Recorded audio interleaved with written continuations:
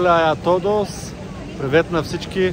Вие сте с най-якия YouTube канал за презентиране на футболни стадиони, а именно на стадион с телефон. Аз съм Миро Питен и за моя жалост днес Оки Уан няма да бъде с мен, така че ще бъдем отново One Man Show, но пък за сметка на това се намираме в Мадрид, в Испания. И днес ще се насочим към матч от Шампионската лига и един легендарен стадион. Мадрид, предполагам, има основно два големи стадиона, съответно или на Атлетико Уанда Метрополитана или Сантьяго Бернабео.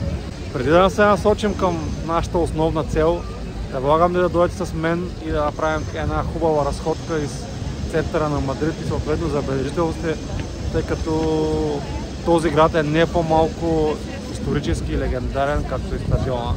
Но време е за разходка, останете с мен. Айде!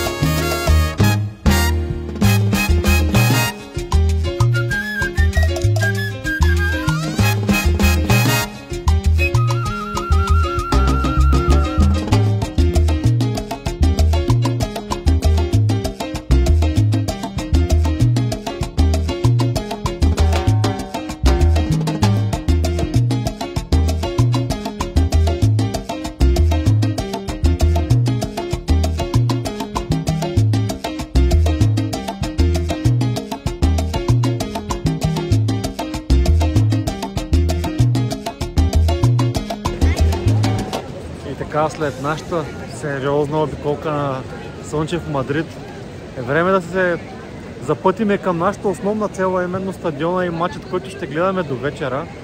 Така че останете с мен и съответно най-интересната част от днешното видео.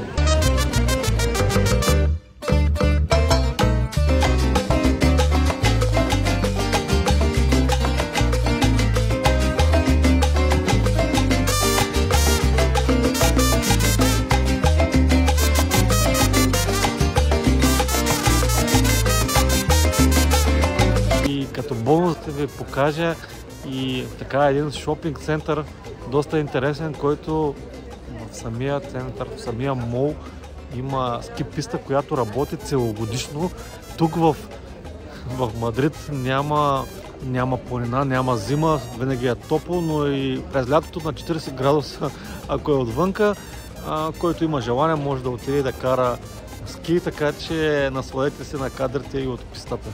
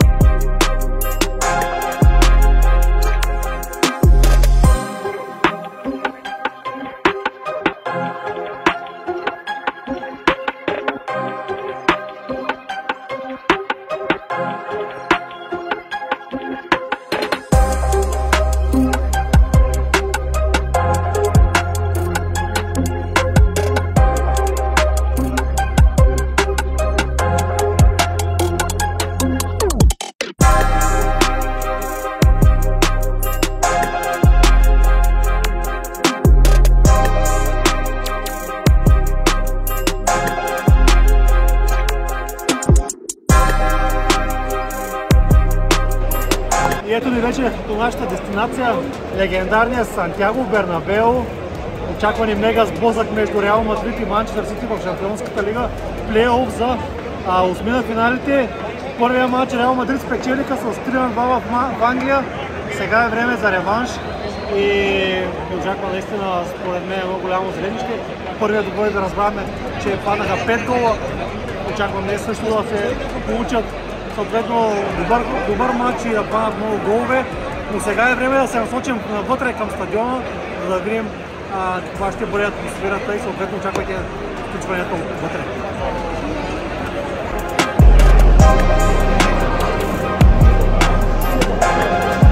Пак искам билети по смърт.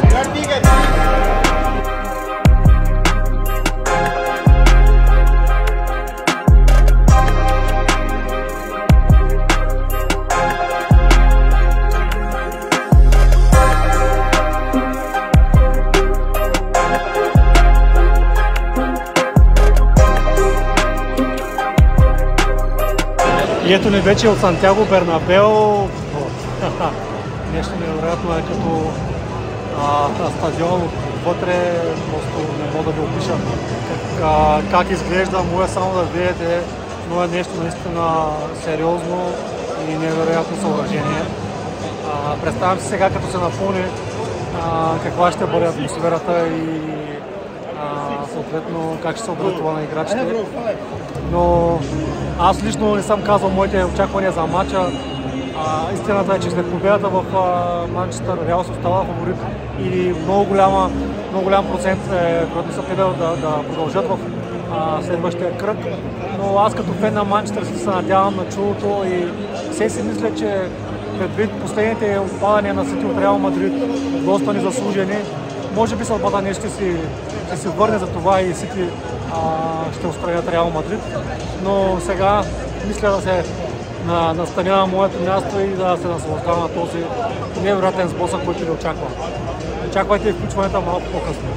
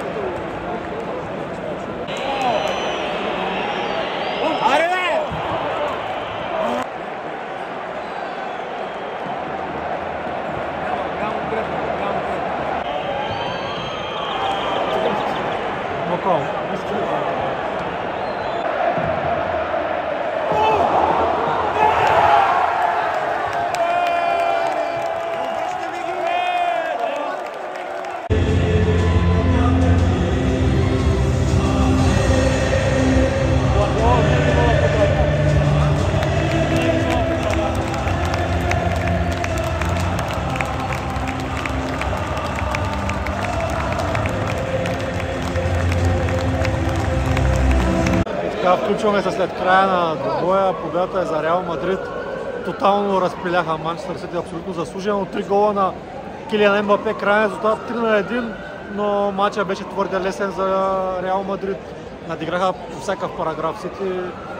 Първото по време беше 2-0, ранен гол на Килиан Ембапе, след което в 30 минута падна и втори гол, 2-0. Сити нямаха удар до полувремето, тотална доминация на Реал Мадрид. През второто полувреме отново Реал бе по-добрия отбор, вкараха за 3-0, Мбапе оформи своя хитрик около 60-та минута, след което вече в последните минути смените и отпускане от Реал Мадрид даде възможност да направи няколко добри атаки. Стигна до гол в продължението, дело на Нико Гонзалес, новото попълнение от Порто, което оформи крайния резултат 3-1, но абсолютно заслужена победа за Реал Мадрид, заслужено продължаване, тъй като и в предния матч в Англия отново бяха по-добри отбор, така че това са отзивите от матча. Цялостно моята оценка за стадиона е 9. Невероятно съоръжение Бернабеу, изключително стръмни трибуни, атмосферата е страхотна, има отопление отгоре с печки, подвижен покрив, Като цяло, наистина топ съоръжение, което още между другото има нужда от и предполагам, че все още работят по довършването му, тъй като вътре през пътя до трибуните има все още неща, които трябва да бъдат освежени, но цялостно наистина препоръчвам ви да стъпите някой ден на Бернабеу, заслужава си, топ стадион и гледах страхотен матч, това мога да кажа. Да, Сити отпаднаха, не се случи това, което си мисля, че Сървада трябва да се върне. Просто Реал Мадрид в момента са много по-добри отбор, заслужено, след което играчи като Мбапе, Винисиус, Джуд Белингам, Родриго, наистина топ играчи. Сити нямаше как да отговорят на тази скорост, на тази агресия, на всичко, което Реал Мадрид в момента притежава, така че поздравления за белия балет и успех в следващите кръгове. Сити отпадат, според мен е по-добре на фона на този слаб сезон, който се получава.